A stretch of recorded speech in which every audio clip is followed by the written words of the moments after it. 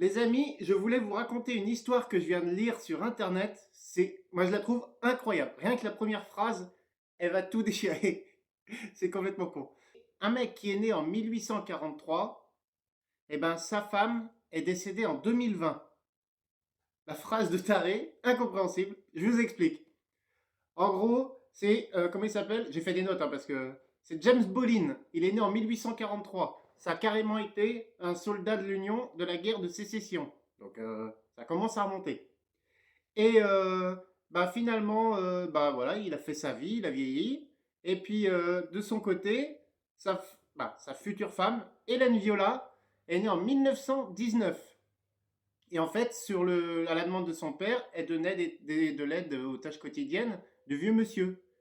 Et puis bah lui, qu'est-ce qu'il s'est dit? Bah pour la remercier parce qu'elle a fait beaucoup pour lui, et bah il s'est dit tiens, je vais me marier avec elle, comme ça elle aura ma pension de reversion. Bah oui, qui était quand même de 73 dollars apparemment, ce qui était beaucoup à l'époque à l'époque de leur mariage, mariage qui a eu lieu en 1936.